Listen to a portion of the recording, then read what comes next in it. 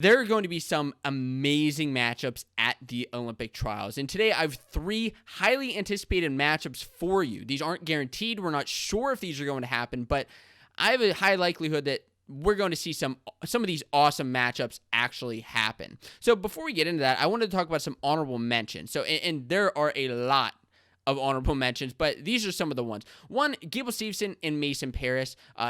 They will likely meet up again, just like they have it in the NCAA championships. They will likely meet up here again at the trials because Gable got the number 2 seed behind Nick Gwiazdowski.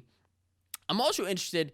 I'm not putting anything past Greg Kirkfleet. I think he's kind of a dark horse, junior world champ. I think he has a shot to maybe do something here, as well as just Gable or Paris or whoever's in that bottom half over wrestling Nick Gwiazdowski. I think that could be some exciting ones because Mason and Gable both have wins over Gwiz. Gwiz has wins over both of them too. But I wanted to mention that at 125 kilos. Also, Thomas Gilman and Dayton Fix at 57 kilos. If those guys end up making the finals, there's going to be fireworks there. It's going to be another heck of a match. They've wrestled before in best of 3 series. Dayton Fix has got the better one, but Thomas Gilman does have the winning record overall over Dayton Fix. That's going to be a fun one. A lot of drama, a lot of excitement there. And David Taylor versus, honestly, anybody on the bottom.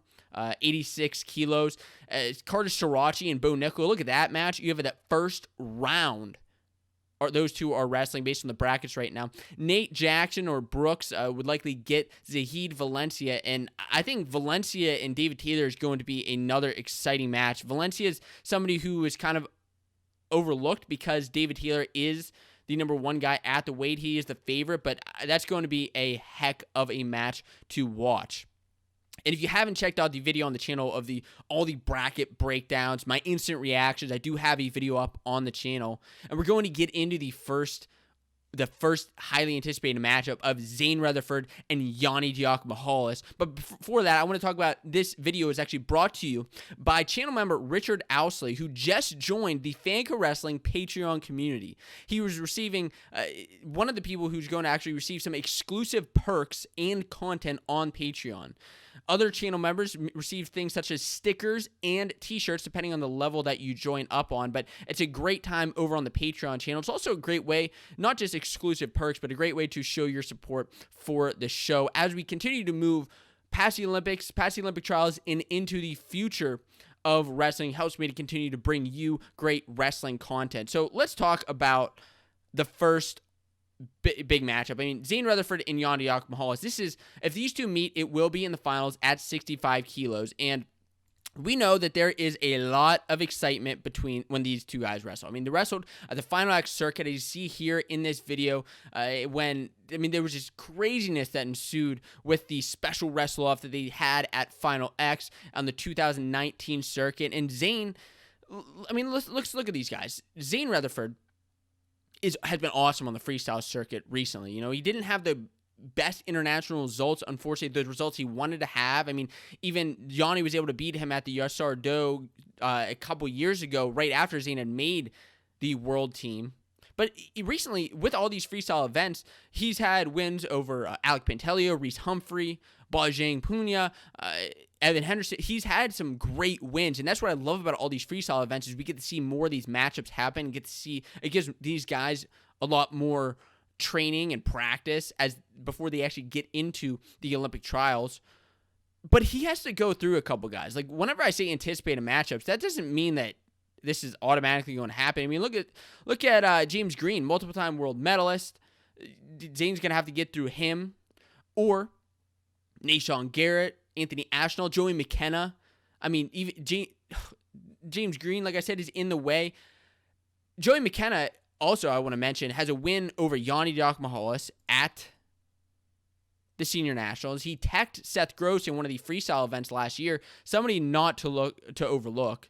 And then Yanni. Yanni, like I already said, he beat Zane overseas in the past after the Final X event last year. He finds ways to make improvements honestly, Yanni just finds ways to make improvements in the middle of matches. Like, he makes stuff up a lot of times, and that's part of the fun and excitement about his wrestling. He's a wonky little wrestler, but he also has big wins over James Green, but he's going to have to get through guys such as Frank Molinaro, Henderson, Oliver. I mean, it's not an easy path to the finals at 65 kilos. It's one of the most anticipated weights for sure.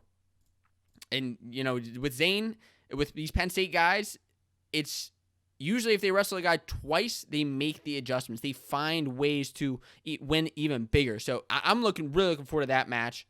But the other match I'm looking even more forward to is actually by another Nittany Lion, but was a former Ohio State Buckeye and was wrestling at the Ohio RTC, and that is Kyle Snyder. Now, between Kyle Snyder and Jaden Cox, I mean, this is going to be a heck of a ride from start to bottom. 9 world or Olympic medals between the two of these guys, and just the fun thing about them, and before we even get into the actual matchup, so much like training changes have happened to them in the past year. With Kyle Snyder, like I already said, transferring from the Ohio RTC, going to the Nittany Lion Wrestling Club. Jaden Cox then actually moved into the Ohio RTC when Kyle Snyder moved out, which is kind of funny. But it's going to be a thrill between these two. Kyle Snyder is the Olympic gold medalist, youngest wrestling gold medalist in United States history. And they have actually wrestled before in college. He wrestled back in the NCAA semis when Snyder was able to get a takedown on him back then. But the question is, I mean, there's so much different wrestling going on between these two guys. I mean, so much different wrestling styles now. They've just advanced their wrestling so much. They're at such a high peak. And I don't know I don't know if Kyle Snyder's going to be able to take down Jaden Cox again, just like he did in college. I mean, Jaden Cox went through 2 world championships, I think it is, and didn't give up a point, didn't give up anything. Similar to a Kyle Dake situation, I believe he did a very similar thing. But Jaden Cox is a multiple-time world champ, Olympic bronze medalist, and he's bumping up. The cool thing about Cox is, you know, he's actually bumping up from 92 kilograms up to 97 kilograms. He made this announcement last February when everybody was wondering if he was going to go down to 86 or up to 97 because of where the Olympic weights land. He decided to go up to 97.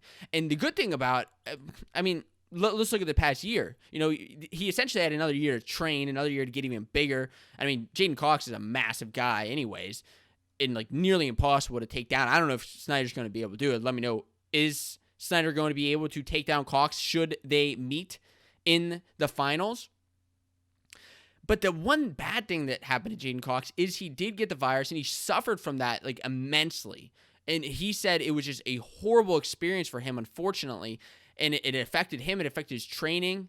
It affected a lot for him. And you kind of saw that as you wrestled Nate Jackson at one of the Flow events. It didn't look like the best Jaden Cox that we've seen. So I don't know. Is he going to be able to do something there? I mean, especially with other guys at the weight. You look at like AJ Ferrari, right? Is he going to be able to do something? Mike Machiavello, Ben Honest, Hayden Zilmer. I mean, even Kyvan Gadsden, Final X guy, Final X finalist, Braxton Amos and Colin Moore. It's a loaded weight.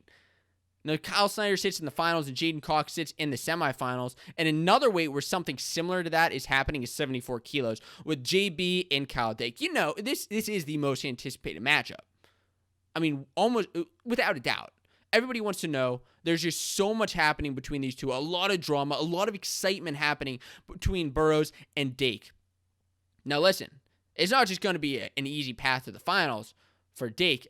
Jordan Burroughs sits in the finals, and whoever makes it to him will have to wrestle him best 2 out of 3. So Jordan Burroughs has to win 2 matches to make the world team. A little bit easier than Kyle Dake, who also has to get through either Vincenzo Joseph, a Chance Marshaller, who just steamrolled through the last chance qualifier. Tommy Gant, Evan Wick. It's not going to be easy for whoever ends up making the semis against Kyle Dake.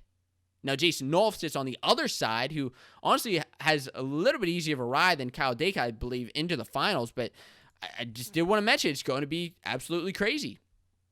Now, with Jordan Burroughs, let's look at Jordan Burroughs. He is 2012 Olympic champ. He has been the guy for Team USA in the past 2 cycles, 2012, 2016. He won that gold medal in 2012. And he has, I believe, like 8 world and Olympic medals for him now. He's going to be seeking another one this year. 4-time world champ. But the interesting thing here is these two guys have wrestled quite a bit. I mean, more so than anybody, just because of the amount of time they've spent wrestling freestyle, wrestling, professionally. I mean, dating back to 2013 World Team Trials, there's been so much history. Now, JB has 7 wins over Kyle Dake. Dake's only win over Burroughs was in 2017 World Team Trials when he won the first best 2 out of 3, but then JB went back and won 2 in a row to end up making the World Team, and Dake couldn't pull it off. With all this extra training since then, I mean, I'll tell you this.